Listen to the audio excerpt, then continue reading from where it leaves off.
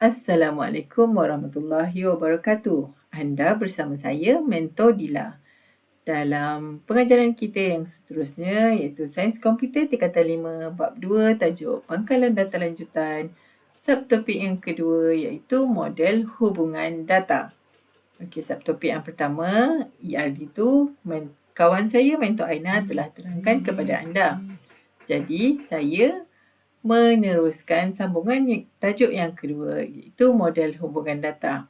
Model hubungan data ni kesinambungan daripada ERD.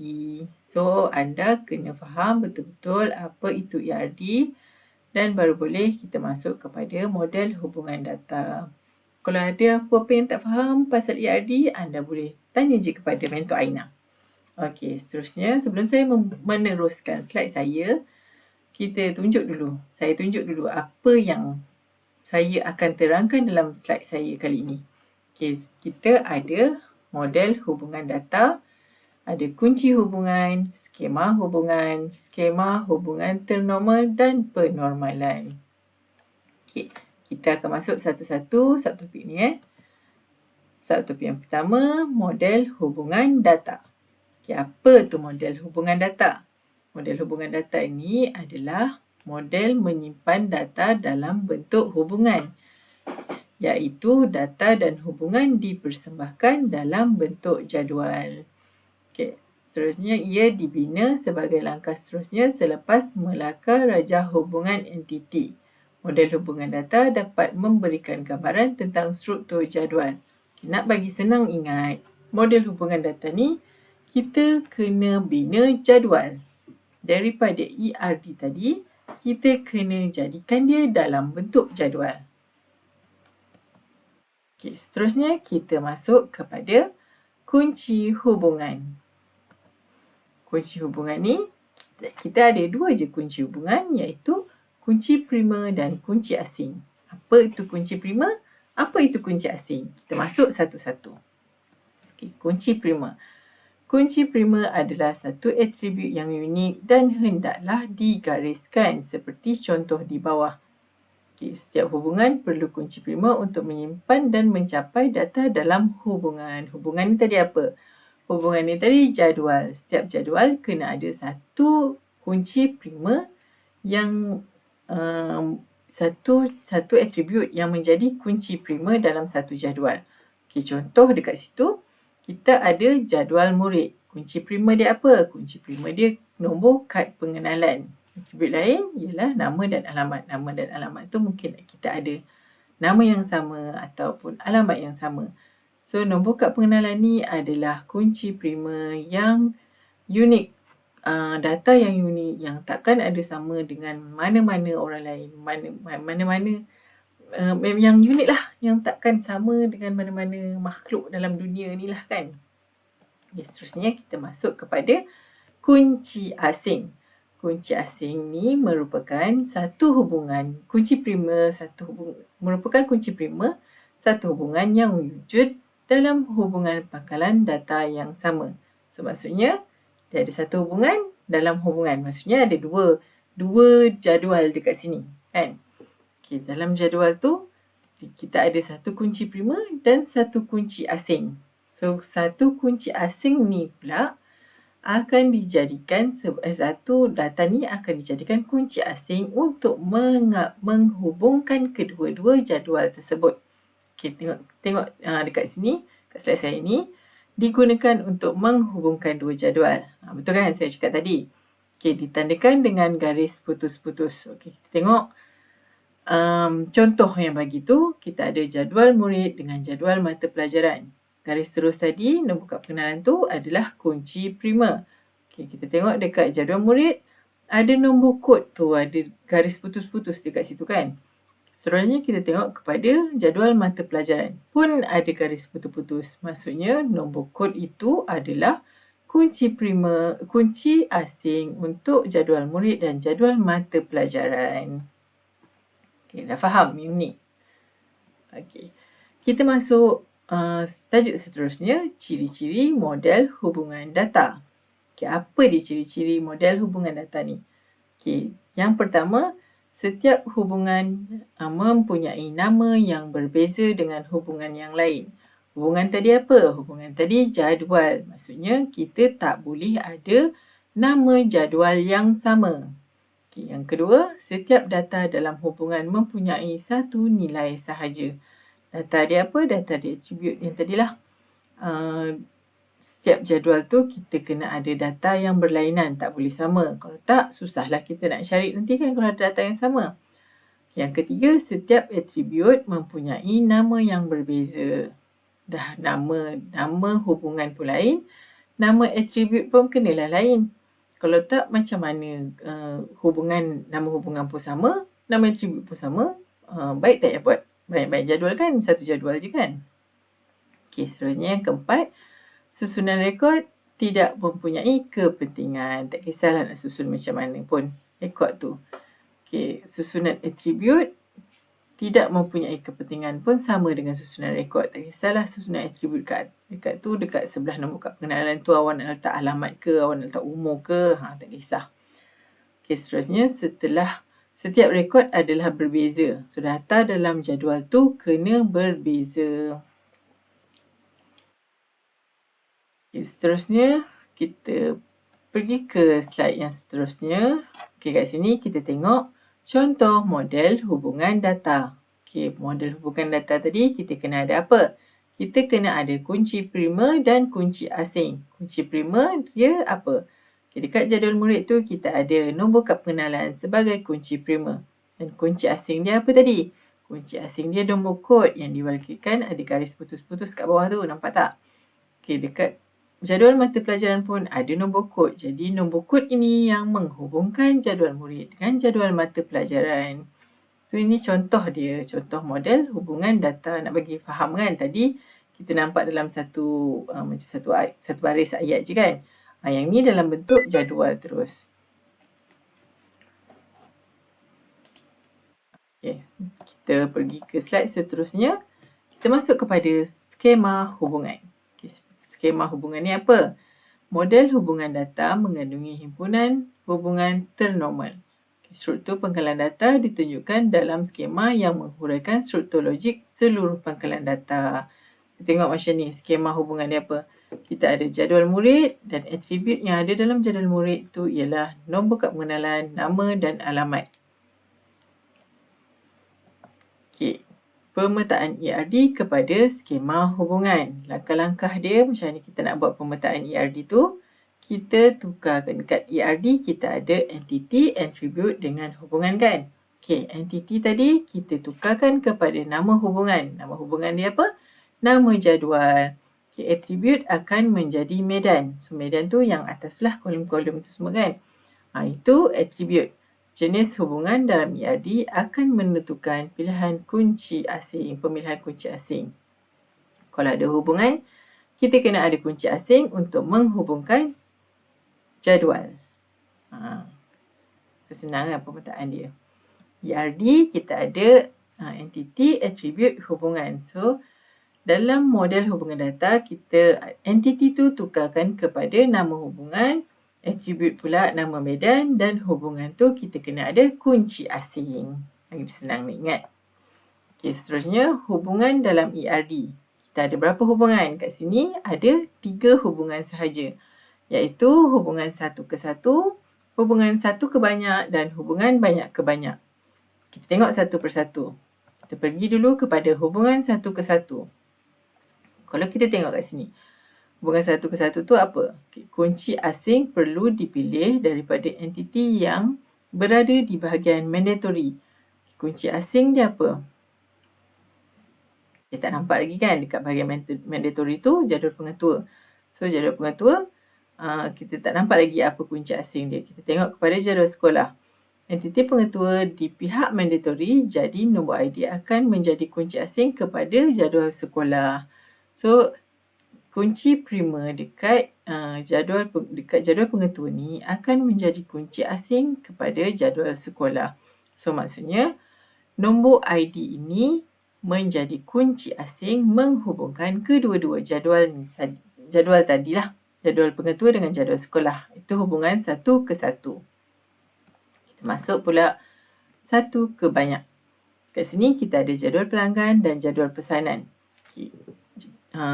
Dia punya ciri-ciri nak menghubungkan satu ke banyak ni apa? Kunci prima pada bahagian satu akan menjadi kunci asing kepada bahagian banyak. So dekat jadual pelanggan tu kita ada kunci prima dia adalah nombor pelanggan. Jadi nombor pelanggan ini akan menjadi kunci asing dalam jadual pesanan. Okay, nombor pelanggan akan menjadi kunci asing dalam jadual pesanan pelanggan. Saya salah tu. Sepatutnya jadual pesanan. Okey. Nak bagi awak senang faham macam ni lah. Saya terangkan dia punya konsep dia macam ni. Okey. Katalah seorang pelanggan boleh order banyak pesanan.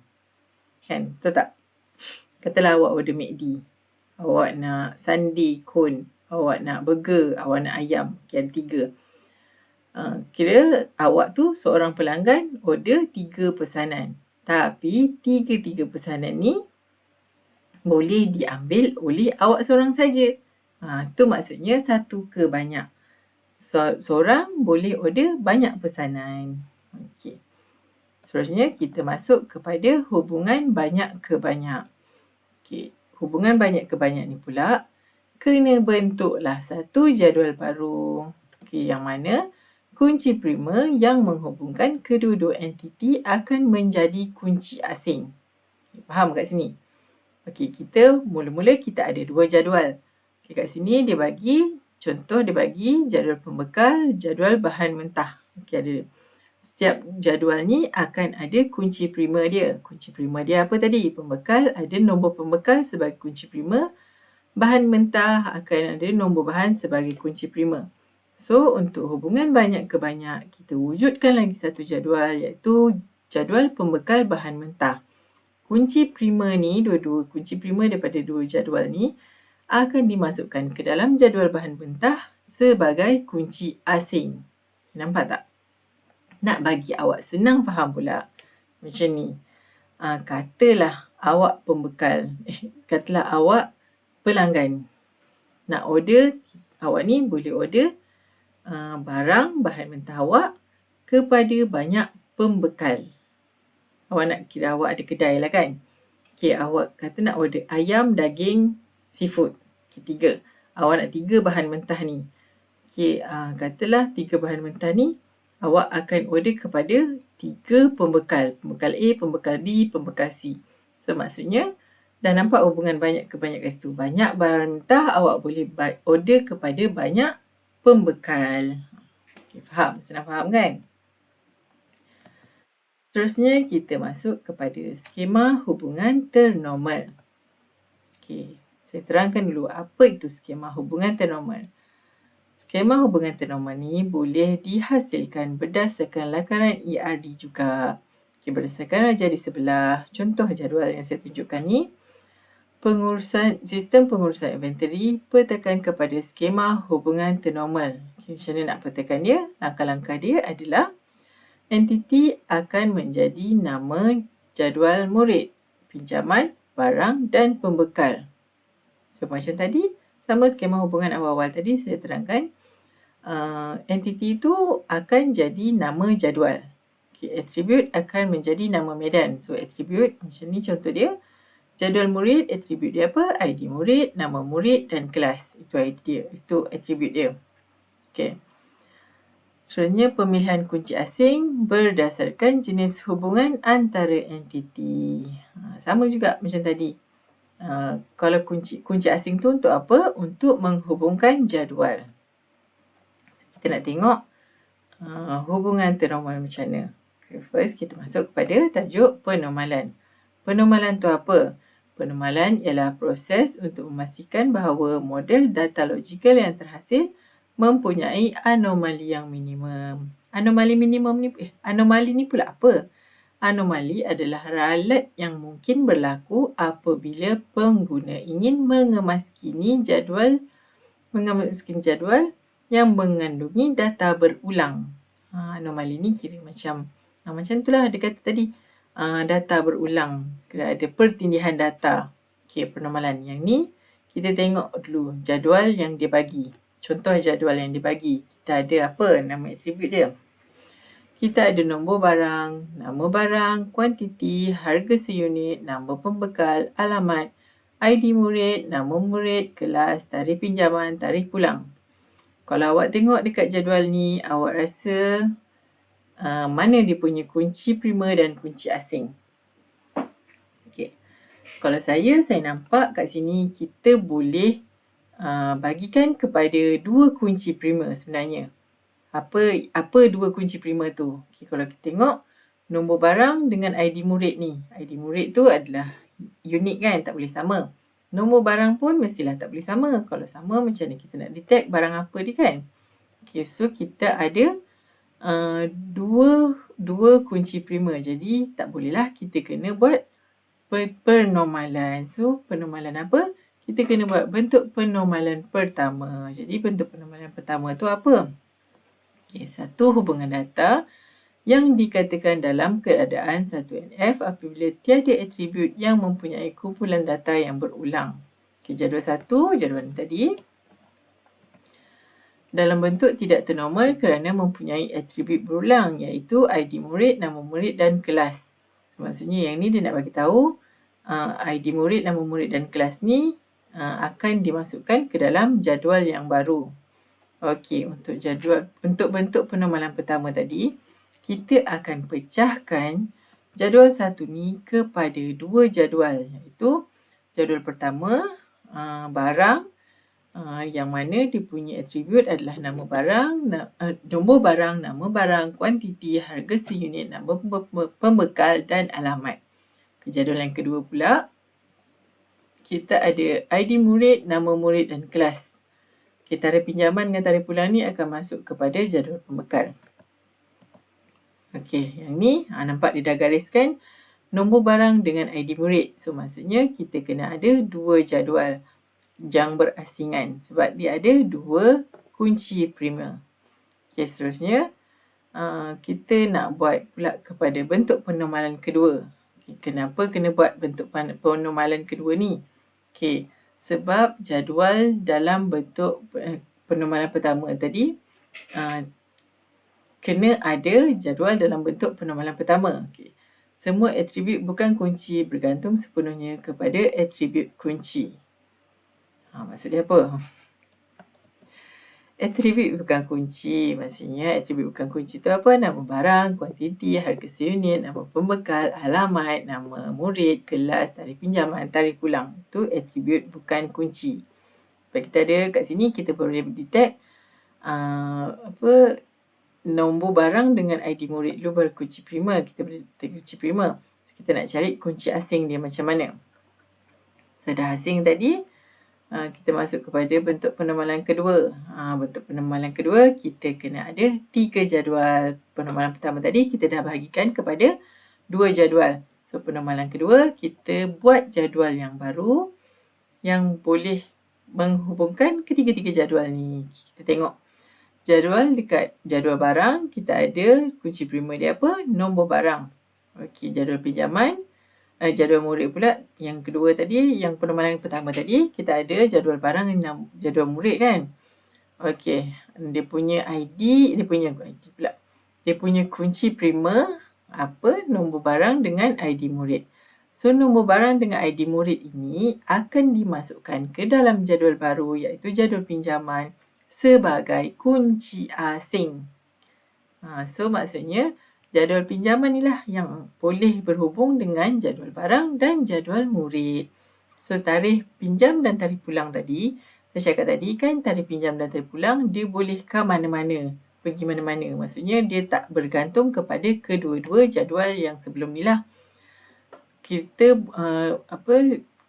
tarikh pinjam dan tarikh pulang ni pula, kita letakkan dia kepada jadual pinjaman tadilah. Okey. Faham? Okay, macam ni. Bentuk penormalan kedua ni, kita kena ada 3 jadual. So, jadual yang ketiga kita buat, kita ambil kunci prima daripada kedua-dua jadual yang pertama, kedua-dua jadual yang sedia ada untuk wujudkan jadual yang ketiga. So, jadual Yang ketiga tu mesti ada nombor barang dan ID murid. So yang atribut tarikh pulang dan tarikh pinjam ni, dia tak kisah masuk dalam mana-mana jadual sebenarnya. So kita asingkan dan ambil letak kepada jadual pinjaman. Okey. Ni penerangan untuk bentuk penormalan kedua lah. Jadual kedua sebelum ini mempunyai dua kunci primer iaitu nombor barang dan nombor ID. Atribut, nama barang, kuantiti, harga seunit, nama pembekal dan alamat bergantung kepada nombor barang. Atribut nama murid pula, murid dan kelas bergantung kepada ID murid. So itu dah jadual. Dua jadual yang pertama tadi kan. Okey. Hanya atribut tarikh pinjam dan tarikh pulang bergantung kepada kedua-dua atribut kunci iaitu nombor barang dan nombor unit. Nombor ID murid. Macam saya cakap tadi, tarikh pinjam dan tarikh pulang ni dia tak kisah sebenarnya masuk kepada mana-mana jadual. Jadi kita nak buat penormalan, kira macam bertindih jugalah, bertindih maklumat jugalah kat situ kan. Kita nak buat penormalan, tak nak ada pertindihan, jadi kita wujudkan dia jadual yang baru, dipanggil nama jadual pinjaman tadi. Kita letakkan tarikh pinjam dan tarikh pulang tersebut. Tapi jangan lupa tarikh pula. Jangan lupa kunci primer dua-dua jadual yang awal tadi. Kita masukkan dua-dua kunci primer tambah dengan tarikh pulang dan tarikh pinjam. Jadilah dia jadual pinjaman. Satu jadual yang baru. Okey, untuk penormalan yang ketiga. Satu hubungan berada dalam bentuk penormalan kedua sebenarnya. Penormalan kedua. Jadual berada dalam bentuk penormalan kedua. Tidak wujud kebergantungan transitif. Maksudnya, wujudnya kebergantungan antara atribut dan kunci. Okey, mari kita lihat macam mana pula. Okey, setiap kali nak buat penormalan, kita kena wujudkan jadual baru. Okey, tadi kita ada jadual barang, jadual pinjaman dan jadual murid. So, kita ada 3. Jadi, kita nak buat penormalan, kita wujudkan jadual pembekal. Jadual pembekal ni nak letak atribut apa pula? Okey, mari sini kita terangkan dulu. Saya terangkan dulu. Jadual ketiga menunjukkan barang dalam bentuk penormalan kedua dan terdapat kebergantungan transitif iaitu atribut alamat bergantung kepada atribut nama pembekal. Okey, ni tengok jadual. Jadual yang mula-mula tadi. Okey. Alamat, mana alamat? Kat sini alamat dia. Dia bergantung kepada nama pembekal.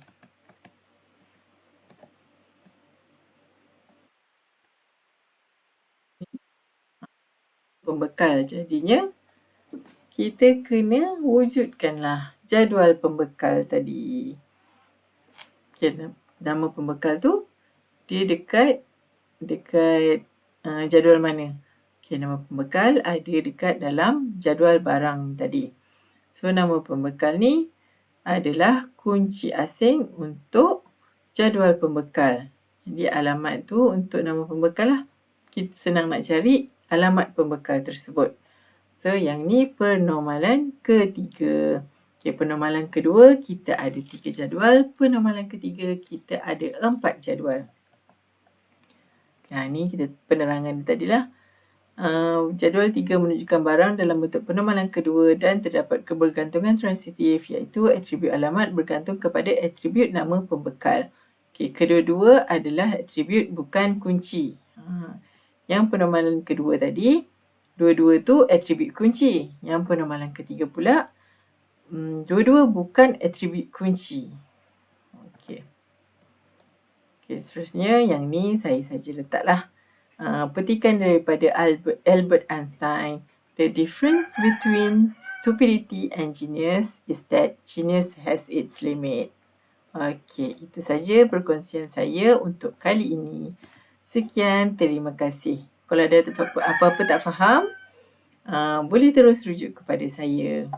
Jangan malu, jangan segan. Okay, kita jumpa pada slide yang seterusnya. Sekian, terima kasih. Jumpa lagi.